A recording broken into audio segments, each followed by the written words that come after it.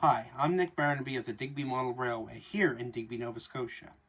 Next up on our list of the stations of Nova Scotia, we have a station that no less than a kilometer away would have a port. This station was either built in the 1840s or the 1850s. It housed a wooden turntable, an engine house, a station restaurant, and a water tower, as well as in the 20s and 30s held a station garden, which would have looked fantastic. Originally serving the Western Counties Railway as the most eastern station, we are talking about the Digby train station. What the train schedule would have originally looked like: 4 a.m. Tuesday, Thursday, and Saturday, you would see the first passenger service, which would have been a standard passenger service, 4 a.m. eastbound. The next train, 10:47 a.m., that would be your express, which was every day except for Sunday. The next engine to bring a set of Pullman coaches along would be at 12:48 p.m. At 7 p.m., should it be Tuesday, Thursday, and Saturday, you would see the return westbound of an express engine. I don't have the morning run for the express on Sundays, but 8:20 p.m. you would also see an express running again for Sunday.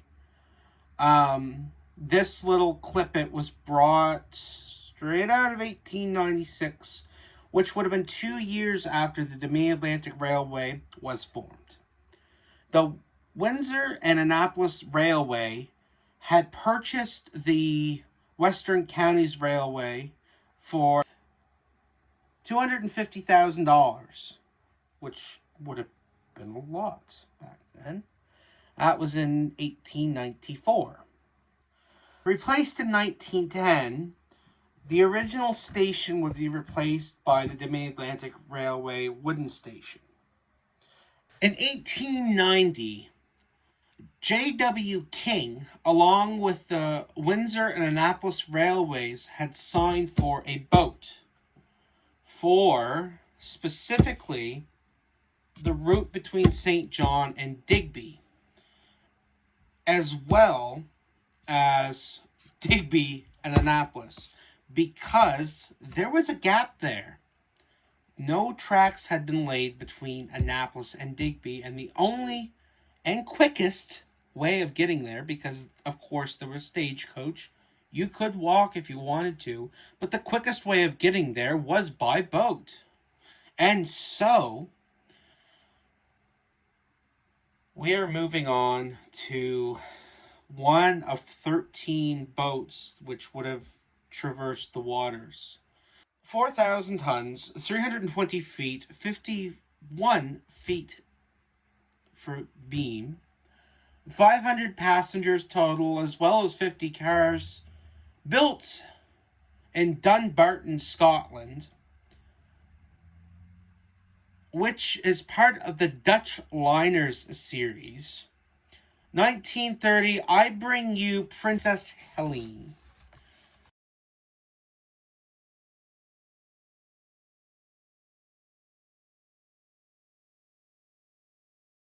I don't know when the Princess Helene stopped running, but Princess of Acadia would have picked up her reputation for traversing to St. John's and back.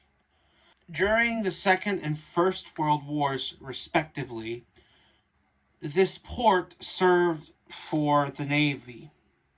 The Navy would stop where Princess Helene, had dropped anchor, and a train running from the Digby station would bring troopers down onto the dock, again, respectively, for the First and Second World Wars. There was also a stop for the Pines. There was no tracks running to the Pines, but the Digby Pines was a part of the Dominion Atlantic Railway's hotel chain. In the 1960s, we saw the end of steam. But that doesn't mean that we don't have two switchers running on this yard. A 500 class numbered 460 would have been a switcher and a regular sight at the Digby train station, as well as a D6A number 519. These would have been the engines to service the Digby yard. And in 1990, which would have been like 79 years after the Canadian Pacific had purchased the Dominion Atlantic Railway, which I kind of skipped over, but 1911, Canadian Pacific had purchased the Dominion Atlantic Railway for an unknown amount. 1990, they said no more. No more trains, no more anything. And in 1994, due to the town not wanting this station because this station was just getting in everybody's way, it became an eyesore, they had removed the station. Which brings us to talk of the town. Today, looking at where the station was, you cannot tell it was there, which sucks. I've looked for the water tower. I've looked for the station foundation, the roundhouse, everything. The only thing I found is what might have been tracks, what might have been the foundation, and that's it. The Canadian Pacific Railway was told to remove the Digby station, and that they did, which sucks. But not only this, but if you look on the town of Digby, they make no mention of the station. It practically didn't exist. That's what I'm assuming. They don't want to put this on their Facebook page. They don't want it on their page. They don't want it anywhere. They don't even want to acknowledge that there was a train running through this town. Why? Because Digby, Nova Scotia is supposed to be the scallop capital of the world and not the train capital. That was their excuse. And where did this excuse come from? Well, what a jolly good question. You see, back in the 90s, there was a toy maker in town who wanted to install a steam locomotive, possibly something that looked very similar to the engine that was at the Upper Clements Park, which is now in Middleton, and the town had said no. We don't want it because this isn't the train capital. It's the scallop capital. That's quite literally what they had said. And that's why I marked it twice, because... So, looking into perspective today, much like Bridgewater, you can only see glimpses of where the track used to be. It ran from east end of town. So, how do I explain this? It would have entered east of town, ran down below, close to the water, then up First Avenue, where it would have trailed down, eventually heading off a little bit, meeting the station. And it would have went down a bit on Racket Road, and then up towards the 217, going over, crossing the 101, and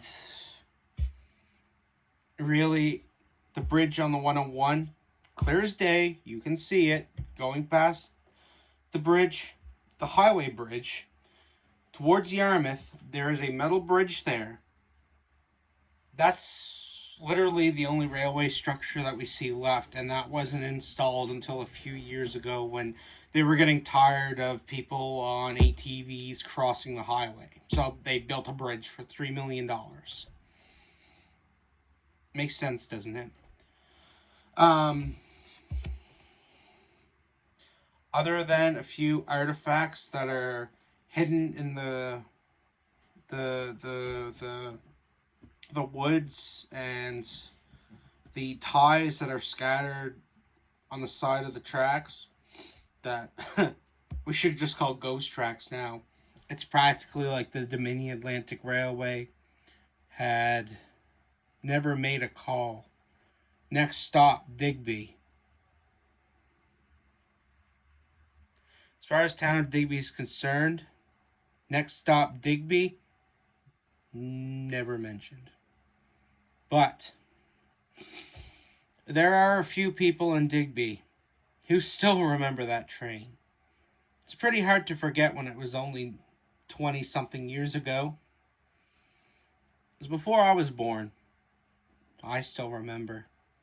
And I'll remember till the day I die. With that being said, thank you again. And we'll see you next time here at the Digby Model Railway in Digby, Nova Scotia.